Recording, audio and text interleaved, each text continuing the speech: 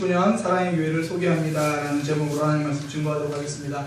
디모데후서 3장 16절에서 17절 중에 2019년 사랑의 교회를 소개합니다. 2017년 12월 31일 송구 영신 예배를 기억하실 겁니다. 그때 말씀이 2018년 사랑의 교회를 소개합니다 라는 그런 말씀이었습니다. 그때 제가 2018년 우리 사랑의 교회를 소개하면서 2018년 우리 사랑의 교회는 삶이 달라지는 교회입니다. 그렇게 소개를 했습니다. 그런 교회가 될 것이라고 말씀을 나눴습니다. 그리고 1년이 흘렀습니다. 365일이 지났습니다. 지난 1년 동안 저는 많은 목사님들, 여러 목사님들 만나면서요, 그때마다 저희 교회를 이렇게 자랑했습니다. 우리 교회는 예배를 통해, 말씀을 통해 삶이 달라지는 교회입니다. 저는 그것을 앞으로 그렇게 될 것이라는 기도 제목으로 말하지 않았습니다. 지금 그렇게 되고 있다라는 간증으로 이야기했습니다. 앞으로의 모습을 상상하며 소망을 담은 미래의 이야기가 아니었습니다. 그 당시에 제 눈으로 확인하고 있는 현재의 이야기였습니다. 어떤 가정은요, 남편이 아내를 향해서 말하면서 저한테 이렇게 말합니다. 목사님, 우리 집사람이 정말 많이 달라졌어요. 정말에 강조하시더라고요. 어떤 가정은요, 남편을 보면서 이렇게 말했습니다. 목사님, 우리 남편이 엄청 달라졌어요. 엄청을 강조하시더라고요. 어떤 이들은 청년들을 보면서 저에게 이렇게 말해줍니다. 목사님, 우리 교회 청년들이 달라졌습니다. 때로는 청년들이 저에게 와서 그렇게 솔직한 고백을 하더라고요. 목사님, 우리 부모님들이 달라지셨어요. 우리 교회 어른들의 대화가 달라졌어요. 삶이 달라졌어요. 그런 이야기를 들으며 지낸 행복한 2018년이었습니다. 2018년, 이제는 작년이 되어버린 우리 사랑의 교회는 어떤 교회였습니까? 삶이 달라지는 교회였습니다. 그러면 우리 사랑의 교회 2019년도는 어떤 교회입니까? 여전히 삶이 달라지는 교회일 것입니다. 2020년 우리 사랑의 교회는 어떤 교회일 것인가요? 삶이 달라지는 교회일 것입니다. 변화를 경험하는 교회일 것입니다. 변질되지 않습니다. 변화될 것입니다. 교회는 성장과 성숙을 살아가는 사람들이기 때문입니다. 이 땅을 성장으로 살아가고 성숙으로 살아가는 것이 성도의 사명이고요, 또한 성도의 축복입니다. 우리는 언제나 삶이 달라지는 교회를 함께 만들어갈 것입니다. 믿음이 성장하고 삶이 성숙하는 교회입니다. 그러기 위해서 2019년에는요, 말씀대로 살려고 조금 더 노력하는 교회가 되려고 합니다. 삶에서 말씀을 붙들고 살아가는 교회가 되고자 합니다. 삶이 달라지는 교회가 되기 위해서 우리 사랑의 교회는 2019년에는 말씀이 기준이 되는 교회가 될 것입니다. 누군가 우리에게 물을 겁니다. 교회 다니시나 봐요. 네, 저 교회 다닙니다. 어떤 교회 다니세요? 사랑의 교회 다닙니다. 그 교회는 어떤 교회입니까? 네, 우리 사랑의 교회는 말씀이 기준이 되는 교회입니다. 말씀대로 살려고 노력하는 교회입니다. 2019년 사랑의 교회를 소개합니다. 2019년 사랑의 교회는 말씀대로 살려고 하는 교회입니다. 한 시인이 12월 31일을 본인 스스로 나는 이날을 실패 기념일로 정했다, 그렇게 이야기를 하더라고요. 사람들이 태어난 날을 생일로 기념하고, 사랑의 결실을 맺은 날을 결혼 기념일로 기념하고, 심지어 돌아가신 분을 기억하고 추모하면서 기일로 정해서 지키는데, 이처럼 특별한 날은 다 기념일이 있는데 왜 실패에는 기념일이 없을까? 혼자 그런 생각을 했대요. 원래 시인들은 좀 독특한 사람들입니다. 실패는, 그 시인이 하는 말이 그래요. 실패는 사람을 단단하게 만들고 성공으로 가는 걸음이 되어준다. 지금의 내 모습, 나 자신이 있기 위해서는 수많은 실패라는 과정이 있었다. 그래서 나는 1년에 한 번은 나의 실패를 기념하는 날을 정하자. 그날을 12월 31일로 정하자. 그래서 자신은 12월 31일을 실패의 날로 기념한다고 합니다. 그래서 그날은요, 한 해 동안 있었던 실패를 생각해 본대요. 크고 작은 실패들을 쭉 생각해 본대요. 그러면 어김없이 깨닫게 되는 게, 그 당시는 실패라고 생각했던 그것이 그때는 분명 실패였는데 12월 31일 한 해를 돌아보니까 실패가 아니라 성장하는 과정이었다는 게 보이는 거예요. 성공을 향해 가는 과정이었다는 게 보이는 거예요. 성도의 삶도 2018년 실패가 참 많았습니다. 더 사랑했어야 하는데 실패했고요. 여전히 남겨진 순종은 숙제처럼 있습니다. 누군가를 용서하는 일에 실패했습니다. 말씀대로 살아가는 일에 실패했습니다. 그런데 다시 되돌아보면요, 더 사랑하는 일에는 실패했는데 이제 보니까 그전에는 내가 미워하기만 했었는데 이제는 사랑해야겠다고 마음을 먹고 있더라고요. 여전히 우리에게 남겨진 순종은 있습니다. 근데 이전에는 전혀 그 부분을 생각지도 않았는데 이제는 내가 그 부분에 순종해야겠다고 그 말씀을 붙들고 살고 있는 우리의 모습을 봅니다. 누군가를 용서하지 못했지만 이제는 그 사람을 위해서 용서하겠다고 기도하기 시작한 우리의 모습을 봅니다. 2018년 한 달 한 달 달력을 찢으면서 여기까지 왔는데 달력은 찢었지만 그래도 말씀은 남아있었습니다. 시간이 지날수록 달력은 가벼워졌지만 우리의 마음속에 남아있는 말씀의 무게는 조금씩이지만 무거워진 것 같습니다. 달력은 찢어도 말씀은 남습니다. 2019년 우리는 또 많은 달력을 보낼 겁니다. 그러나 말씀은 붙들 것입니다. 말씀대로 살기 위해서 노력할 것이고요. 그것 때문에 좀 아파할 때도 있을 겁니다. 그것 때문에 넘어지고 힘들어할 때도 있을 겁니다. 그러나 포기하지는 않을 겁니다. 말씀을 채울 겁니다. 왜냐하면 말씀은 하나님의 감동으로 된 것으로 교훈과 책망과 바르게 함과 의로 교육하기에 유익하기 때문이고요. 이 하나님의 말씀은 하나님의 사람을 온전하게 하며 모든 선한 일을 행한 능력을 갖추게 만들어주기 때문입니다. 이 내용을 두 가지로 묶어보면 이렇게 되겠죠. 하나님의 말씀은 우리에게 바른 길을 알려준다는 거예요. 또 하나, 하나님의 말씀은 우리에게 새로운 길을 알려준다는 겁니다.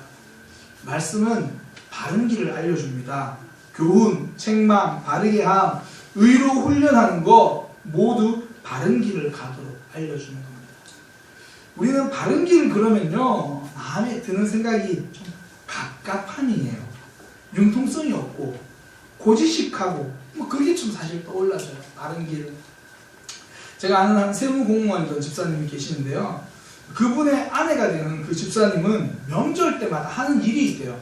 굉장히 힘들대요. 뭐냐면 택배를 반송하는 일을 합니다. 여기저기 이제 세무공무원 중에서 꽤 높은 직급에 있는 분이거든요. 그러니까 명절만 되면 여기저기 뭐 선물이 굉장히 많이 들어온대요.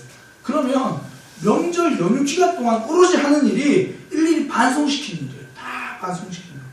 그게 남편 집사님의 철칙이에요. 큰 금액이든지 아니면 작은 금액이든 상관없이 그냥 정말 가족들끼리 소중한 사람들끼리 주고받는 그런 작은 선물이 아니고는 전부 다 하나도 빠짐없이 돌려오는데 아내 입장에서는 뭐 선물에 욕심이 나는 건 둘째치고 그게 너무 힘들대요. 일일이 돌려보내고 귀찮고 너무 힘들대요. 그런데도 그분은요, 그 남편 집사님, 그 세무서에서 일하시는 분은, 그 세무공무원은 크고 작은 모든 일을 그렇게 처리하는 거예요. 그러니까 남들이 보기에 왜 저렇게 갑갑하게 사나 그런 생각이 들더래요. 근데 그분이 이제 식사하면서 대화할 때 하시는 말씀이 그렇게 살아가는 게 롱런하는 비결이래요. 오랫동안 있는 비결이라는 거죠. 공무원으로 살다 보면 감사가 가끔씩 오거든요. 특별 감사나 여러 가지 감사. 또 자기가 잘못하지 않아도 위나 아래에서 잘못한 일이 생기면 뭐 인사 이동을 하거나 불미스러운 일이 겪기도 한대요. 근데 그분은 지금까지 단 한 번의 문제 없이 지나갔다는 거예요. 갑갑하게 사는 줄 알았는데 단단하게 살고 계셨습니다. 바르게 산다는 것은 갑갑하게 사는 것이 아니라 단단하게 사는 겁니다. 모든 국민에게 사랑받는 선수, 피겨스케이팅 김연아 선수 있잖아요. 김연아 선수는 한 동작을 익히기 위해서 10,000번을 연습한다고 합니다. 그러니까 그 동작을 어설픈 흉내를 내는 게 아니라 완벽한 동작, 흔들림 없는 바른 동작이 되기 위해서 필요한 연습이 10,000번이래요. 뭐 구체적으로 횟수를 말하는 게 아니겠죠. 흔들림 없을 때까지 보내는 시간을 이야기하겠죠. 그 시간을 보내면 바른 동작이 나온다는 거. 컨디션에 상관없이, 상황에 상관없이, 때로는 얼음의 질에 상관없이 흔들리지 않는 단단함이 나온다는 거예요. 성도가 말씀을 붙잡는 시간은요, 단단해지는 연습 시간입니다. 유혹에 흔들리고 상황에 흔들릴 때가 있죠. 우리가 낮은 곳에 있을 때는 그나마 바람이 적게 부는데요, 높은 곳으로 올라갈수록 비교할 수 없는 바람이 붑니다. 높은 위치에 올라갈수록 나를 흔드는 바람은 더욱 거세집니다. 그때 우리가 흔들리지 않게 하기 위해서 하나님은 매일매일 지금 말씀을 주십니다. 높은 곳에 안전하게 올라서는 비결은요, 단단함입니다. TV에서 많이 보잖아요. 인사청문회 그런 거 할 때마다 우리 사회의 민낯을 보여주죠. 화려해 보이고 때로는 대단해 보이던 사람도 삶이 단단하지 못했다는 것을 발견합니다. 때로는 자녀 교육이라는 이름으로, 때로는 돈 때문에 여러 가지 이유로 도덕적 부실함이 드러납니다. 그 중에서는 종교란에 기독교라고 기록되어진 사람들도 많았습니다. 교회에 출석은 하고 있었지만 말씀으로 단단해지는 시간은 부족했던 사람들입니다. 하나님은 요셉을 총리로 세우시기 위해서 요셉에게 보디발 아내의 유혹을 거절하게 하셨습니다. 얼마나 순진한 거절입니까? 노예생활 편하게 할 수 있었던 길을 거절했거든요. 요셉이라고 과연 그 거절이 쉬웠을까요? 편안한 생활을 거절한 거잖아요. 원래 바르게 사는 삶은 제일 먼저 평안함을 흔들거든요. 또한 보디발 장군의 집에서 좀 더 풍성하게 누리는 삶을 포기해야 됐던 거죠. 그러니까 보디발 장군에게 신임을 받았는데 보디발 장군의 아내에게까지 그런 긴밀한 관계가 되면 더 풍요로운 삶을 살 수 있거든요. 근데 말씀대로 살려다가 보면요, 의도치 않은 손해가 반드시 찾아옵니다. 말씀대로 살려다 보면요, 내가 생각지도 못한 지출해야 될 때가 있다라는 거예요. 그런데 요셉은 그 모든 것을 거절했습니다. 무엇보다 요셉의 거절은요, 가정 총무의 자리를 걸고 거절한 게 아니라 그의 목숨을 걸고 거절한 자리입니다. 원래 신앙은요, 죽음 위에서 시작합니다. 십자가에서 죽은 이후에 하나님은 부활을 주셨습니다. 예수 그리스도 앞에 내가 죽은 그 자리에 구원이 시작되는 겁니다. 요셉이 그렇게 목숨 걸고 거절했을 때 하나님이 살려주셨습니다. 하나님이 책임져 주셨습니다. 그리고 요셉을 총리로 만들어 주셨죠.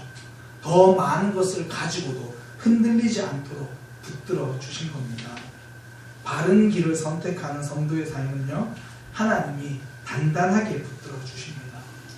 그래서 말씀이 알려주는 바른 길로 간다는 것은 하나님 오른손 안으로 들어가는 삶이에요. 하나님이 우리를 강하게 붙들어 주시거든요.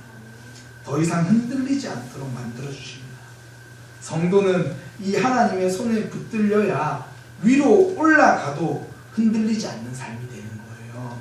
작은 유혹에도 흔들리지 않는 사람이 더 큰 유혹도 이겨낼 수 있기 때문입니다. 그래서 말씀이 우리에게 바른 길을 알려줍니다. 우리가 더 단단하게 살아갈 수 있도록 알려줍니다. 2019년 우리 사랑의 교회는요, 진리로 더 단단해질 것입니다. 불의를 거절하면서 하나님이 쓰시기에 더 합당한 사람으로 준비될 것입니다. 사랑의 교회 성도들은 말씀대로 바른 길을 가는 사람들입니다. 두 번째는요, 말씀은 우리에게 새로운 길을 알려줍니다. 19절에 보면 이는 하나님의 사랑으로 온전하게 하며 모든 선한 일을 행할 능력을 갖추게 한다 말해요. 다른 번역에 보면 이렇게 됩니다. 말씀을 통해서 성도들이 선한 일을 할 수 있는 자격의 준비를 갖추게 된다, 그렇게 말해요. 그러니까 내가 하던 일 말고 선한 일을 할 수 있게 된다는 거예요. 하나님이 기뻐하시는 새로운 일을 하게 된다는 겁니다. 엘리사는요, 굉장히 부유한 농부였어요. 많은 땅을 가지고 있었고 많은 소를 가지고 밭을 경작하고 있었습니다. 뭐 오늘날로 말하면 땅 부자죠. 오늘날로 말하면 건물주입니다. 어려움을 모르고 살았습니다. 어려움은 모르고 살았는데요, 새로움도 모르고 살았습니다. 하루하루 반복된 삶을 살았습니다. 그런 그의 삶에 새로운 변화가 찾아옵니다. 말씀이 찾아옵니다. 엘리야 선지자가 밭을 갈고 있는 엘리사를 불렀습니다. 말씀이 그를 불렀습니다. 사람은요, 편안함으로만 살지 못합니다. 삶에 크게 문제가 없고 특별한 일이 없다고 문제가 없는 게 아닙니다. 특별한 일이 없는 것이 그 삶의 문제가 되는 거예요. 사람은 안락함으로만 사는 것이 아니라 의미를 위해서 살기 때문입니다. 가끔씩 왜 먹을 것이 없어서 굶는다라는 이야기를 듣잖아요. 그런 이야기를 들으면 안타까워해요. 그러나 내가 에베레스트 산을 정복하고 또 내가 어떤 극한 체험을 하기 위해서 그런 고생하는 삶에서 굶고 있는 사람을 보면 우리는 안타깝다, 불쌍하다 말하지 않습니다. 오히려 자신을 넘어서 하는 뛰어난 도전에 박수를 칩니다. 사람은요, 편안한 삶이 아니라 도전하는 삶, 의미를 찾아가는 삶을 가치 있게 여기기 때문입니다. 평범함이 계속되던 엘리사의 숨막히는 삶에 말씀은 새로운 길을 열어주었어요. 하나님의 선지자로서, 하나님의 사람으로서 하나님의 일을 하는 특별한 사람으로 만들어 주었다는 거예요. 말씀이 들어오면 길이 열립니다. 말씀이 들어오면 쓰임받는 삶으로 바뀐다는 거예요. 조금 전에 보신각 그 종이 울렸을 거예요. 듣지 못했지만 울렸을 거예요. 우리나라 종은 보면요, 이 항아리를 뒤집어 놓은 그런 모양이잖아요. 그런데 많은 경우에 종 아래에다가 이 종과 동일한 크기의 항아리를 밑에 묻어둔다고 말합니다. 그 속에서 소리가 한 번 더 잘 울려가지고 잘 전달되기 위해서 그렇게 한대요. 종 밑에 항아리를 묻는데요. 종 밑에 묻어둔 항아리에는 김치를 담지 않습니다. 장을 담지도 않습니다. 거기는 소리를 담습니다. 내가 먹을 것을 담지 않고요, 다른 사람에게 들려질 소리를 담습니다. 그 소리를 멀리 전해주는 항아리가 됩니다. 새로운 이야기를 만들어냅니다. 성도는 가슴에 욕심을 담는 사람이 아닙니다. 내 삶만 담아두는 사람이 아닙니다. 말씀을 담아 다른 사람을 살리는 사람이 되는 겁니다. 하나님의 일을 하는 사람, 쓰임받는 사람, 새로운 이야기를 만들어내는 사람이 되는 겁니다. 마음에 말씀을 담고 구역에 들어가는 사람은요, 다른 구역 식구들을 살리는 사람이 됩니다. 그 많은 사람들이 착각하는 게 뭐냐면, 교회에 처음 오시는 분들이 구역 모임에 오면요, 구역 모임에서 하나님에 대한 이야기, 말씀에 대한 이야기는 빼고 이제 살아가는 이야기, 자녀에 대한 이야기, 사는 이야기를 해야 한다고 생각해요. 그렇지 않습니다. 교회에 처음 오는 사람들은요, 교회가 어떤 곳인지 알고 와요. 교회에 와서 말씀에 대해서 들을 것이라고 생각하고 와요. 그들이 교회에 와서 실망하는 것은 하나님만 이야기해서 실망하는 것이 아니라 교회에 와서도 똑같은 이야기만 들으니까 실망하는 겁니다. 교회 다니는 사람들이 모여서도 똑같은 이야기만 하고 있기 때문입니다. 말씀을 가슴에 담고 구역에 가는 사람은요, 새로운 이야기를 들려주는 사람이 됩니다. 하나님의 이야기, 하나님이 나에게 해주신 이야기를 전하는 사람이 되는 거죠. 베드로와 요한이 기도하기 위해서 성전으로 올라갔습니다. 올라가는 길에 성전 앞에서 구걸하고 있던 그 사람을 보았어요. 그 사람에게 돈을 주지 않았습니다. 세상 사람들이 줄 수 있는 것, 은과 금을 주지 않았습니다. 그들에게 가장 소중했던, 요한과 베드로에게 가장 소중했던 예수 그리스도의 이름을 주었습니다. 진짜를 주었습니다. 은과 금이 익숙한 사람은요, 구역 모임에 들어가서도 은에 대해서 이야기합니다. 금에 대해서 이야기합니다. 내 살아가는 이야기로만 채우려고 합니다. 그때 말씀이 가득 찬 사람은요, 구역 모임을 새롭게 붙듭니다. 새로운 이야기로 채웁니다. 예수님의 이름이 불려질 수 있도록 해준다는 거죠. 익숙한 이야기가 살리는 이야기가 아니라 하나님 이야기가 살리는 이야기이기 때문입니다. 베드로와 요한은 은과 금이 없었기 때문에 예수님의 이름을 준 것이 아니라 은과 금이 있었다 할지라도 그는 예수님의 이름을 주었을 것입니다. 그 새로운 이야기가 새로운 길을 만들기 때문입니다. 말씀이 있는 성도는요, 새로운 이야기를 만듭니다. 새로운 길을 보여줍니다. 말씀에 붙들린 성도는 새로운 길을 걷는 거예요. 그리고 그 길을 다른 사람에게 알려줍니다. 하나님이 쓰시는 사람이죠. 하나님께 쓰임받는 사람입니다. 2018년 하나님은 우리 교회를 삶이 달라지는 교회로 만들어 주셨습니다. 우리 모두는 하나님의 손에 붙들려 가지고 함께 그렇게 삶이 달라지는 교회를 만들었습니다. 앞으로도 우리 교회는 삶이 달라지는 교회가 될 것입니다. 그 일을 위해서 2019년에는 말씀대로 살아갈 것입니다. 말씀이 기준이 되는 그런 교회가 될 겁니다. 어느 농부가요, 해마다 자기 정원의 구석에 보면 잡초처럼 피어나는 민들레 때문에 굉장히 골치가 아팠대요. 그래서 이 민들레를 어떻게 다 뽑을까, 어떻게 제거할까 그 생각을 하고 있었대요. 그때 지나가는 한 노인이 그 모습을 보고 이렇게 말합니다. 어떻게 민들레를 뽑아버릴까를 생각하지 말고 어떻게 하면 민들레를 사랑할 수 있을까를 생각하라. 2019년에도 우리에게 말씀이 다가옵니다. 이 말씀이 왜 이렇게 부담스럽지 그렇게 고민하는 게 아니라 이 말씀을 통해 내가 얼마나 성장하게 될까 그것을 기대하는 말씀을 사랑하게 되기를 그렇게 기도하시길 바랍니다. 2019년 우리 사랑의 교회는 말씀이 기준이 되는 교회입니다. 말씀대로 살아가려는 교회입니다. 저 역시 말씀대로 살기 위해서 노력하겠습니다. 이제 옆에 있는 분들과 인사하겠습니다. 사랑의 교회는 말씀이 기준이 되는 교회입니다. 우리 교회는 말씀대로 살아가려는 교회입니다. 제일 중요한 인사가 남았습니다. 저도 말씀대로 살아갈 것입니다. 다시 인사하겠습니다. 사랑의 교회는 말씀이 기준이 되는 교회입니다. 우리 교회는 말씀대로 살아갈 것입니다. 저도 말씀대로 살아갈 것입니다.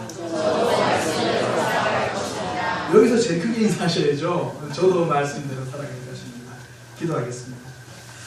하나님, 2019년 우리 교회 말씀으로 채워주시옵소서.